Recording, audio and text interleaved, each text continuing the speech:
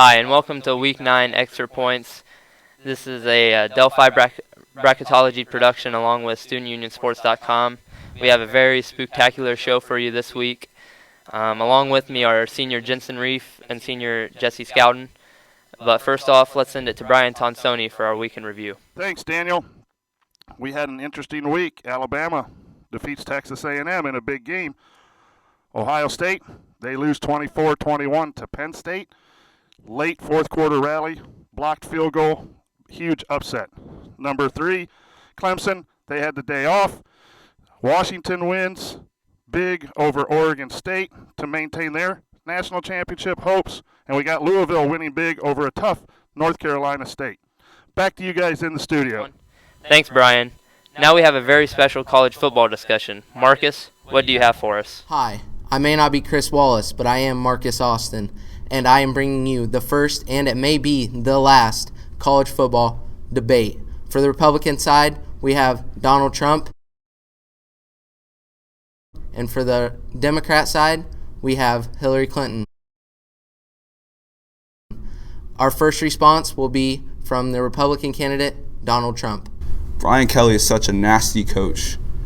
I mean, look at him. Let me tell you, that offense is worse than my tax returns. Thank you. I'm Hillary Clinton, and I gotta say, the Oregon defense hasn't harassed anyone like my opponent has at all. Maybe if Texas A&M didn't delete 30,000 play calls, they would have won. But you know, it's rigged. Baker Mayfield needs more stamina to get through the rest of the season with Oklahoma. Let me tell you, if I was Mark D'Antonio, I would build a wall around myself. Not making a bowl game is like me filing bankruptcy 4 times. TCU should use a personal server to store their playbooks. LSU's run game needs some linemen the size of Rosie. Oh wait, I'm getting told to cut off. Wow, what a crazy debate that was. We'll let the voters decide in November. Comment below who you think won this debate. Oh my gosh, after that fiasco, let's get back to some real football. Now we'll do our not-so-primetime games.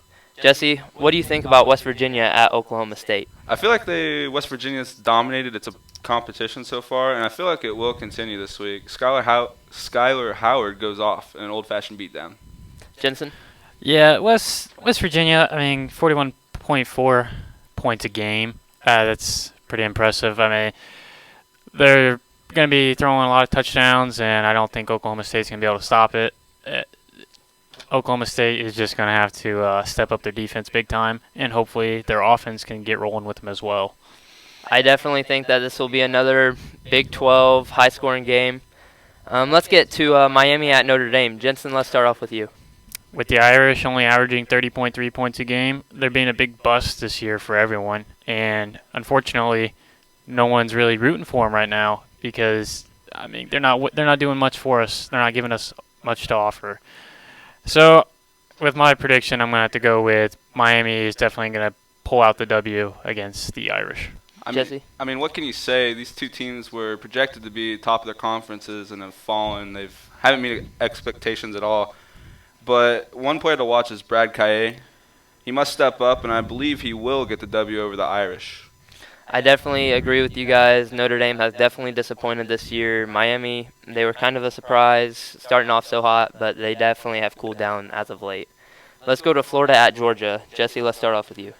I don't have much to say about this game, but the Nick Chubb will destroy the Gators bigly. Jensyn? I'm going to have to go with definitely looking at Florida getting this one here. Austin Appleby, was here at Purdue. Purdue obviously can handle him, so he went over to LSU. And he's definitely going to be putting on a good show as we look forward to watching these guys. I think you mean Florida there, bud. Oh, yeah, I definitely agree. I agree with Jesse on this one.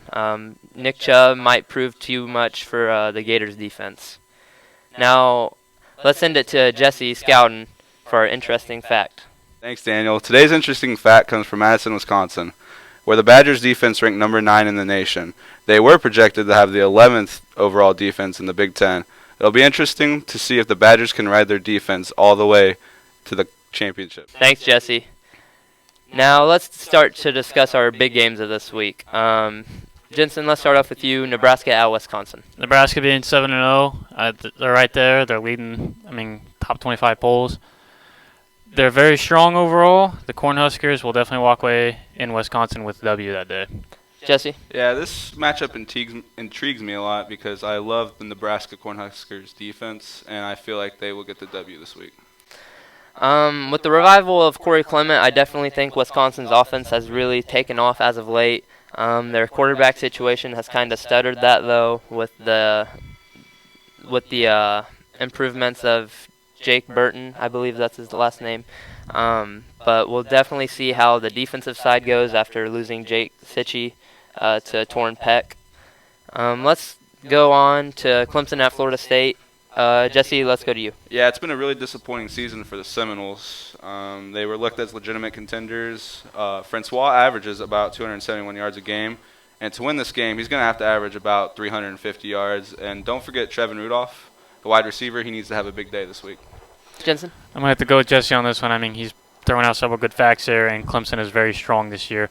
Florida State, they're just like the Irish. They're a bust, and no one's really wanting to watch bust teams right now. So this, I mean, as much as I want to say it'll be a great matchup, it's not something I'm going to be tuned into.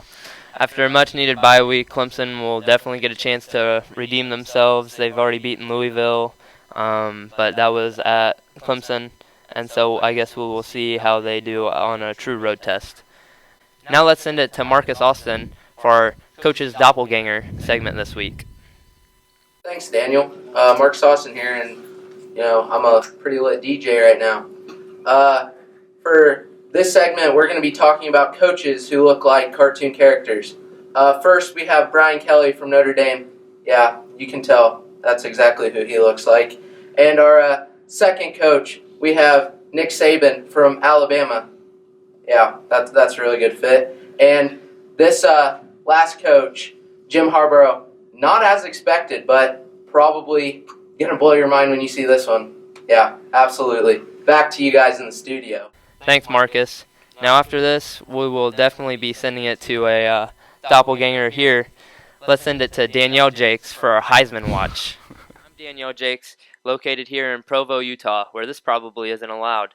I wanted to give a special shout out to Wheels Up for getting me here cross country to watch the Washington-Utah game. This week, I'll be presenting the Heisman watch. First up, Lamar Jackson. I wouldn't be surprised if they have already handed him the trophy this year already, but at this point, they're just probably waiting for the Heisman ceremony. Next up, we have Jake Browning. This is his first entrance in our Heisman watch, but it's deservedly so. He's thrown for 26 touchdowns while only throwing 2 interceptions. Deshaun Watson is third on our list. The Tigers had a bye week, so he hasn't had much improvement on his stats, but they did not go down either. Next, we have Donnell Pumphrey. He's also a first entry onto our Heisman watch, while he is the nation's leading rusher with 1,246 yards. Next, we have J.T. Barrett with a lackluster performance against Penn State. He still threw for 245 yards and 1 touchdown. And that's it from here. Back to you, Daniel. All right, now let's get to the nitty-gritty of this week. We got our game of the week, Washington at Utah. Jensyn, let's start off with you. I mean, there's very strong teams right here. Washington, I mean, they're just pulling out W's left and right. And I think, honestly, Utah, I haven't really looked into them much this year at all. And I think Washington will definitely have the upper hand. However, Utah can also put up a very good fight. I mean, it's just totally up in the air on this one. Yeah, living in the East Coast, we don't get to see these teams that much except if they're on national TV. But I feel like this isn't Washington's toughest opponent like other people are saying. But I see a blowout in store. Jake Browning will carry them to the promised land. They're currently on a 10-game winning streak, and I see that coming to an 11-game win streak. I definitely agree with you in this being considered Washington's biggest test. Many considered that to be Stanford earlier in the season when Washington just blew them out of the water. Jake Browning, he's on a 3-game interceptionless streak. He leads the Power 5 quarterbacks in passer efficiency. And so, I mean, I definitely just see him shining out on this game. All right, let's get to our picks. Let's start with Nebraska at Wisconsin. Jensyn? Definitely have Nebraska getting the W in Wisconsin. I have to agree. Cornhuskers get it. I'm going on the upset. I see Wisconsin pulling off at home. Jensyn? Clemson at Florida State, sorry. Yeah, you're fine, man. Clemson, I'm going to have to go with the Tigers on this one. I mean, Florida State, like I said earlier, they're the bust team of the year, just like the Irish, and so go Tigers. Gonna have to disagree. Jimbo Fisher finds a way to get the Seminoles rolling. They get the W. I definitely agree. DeAndre Francois, Dalvin Cook gets things clicking. I see the Seminoles upsetting Clemson. All right, game of the week. Let's start off, Jensyn. I definitely have to go with Washington. I mean, like I said, I don't know much about Utah other than the fact that they're, supposed to be Washington's toughest contender right now, but definitely looking for the Washington to get W. I have to agree with Jensyn. I will agree with that. All right, let's get to our upset segment this week. Jesse, what do you have for us? Yeah, I have Texas beating Baylor this week. Just because Texas is 3-4 doesn't mean that they're not a good team. They've come close to winning a couple key games, and I feel like they'll overpower the Baylor. Jensyn, what do you have for us? I'm going to go with Ole Miss and Auburn. I believe Ole Miss will pull out the upset, but back to what Jesse said about Texas, I don't see them winning at all. I mean, Texas, they've been a big bust this year, and for any Longhorn fans out there, I'd say get out of there as soon as you can. Just because he said that, we'll make a bet after the show. All right, my upset this week is West Virginia at Oklahoma State. I see Mason Rudolph throwing the pigskin over a quarter mile.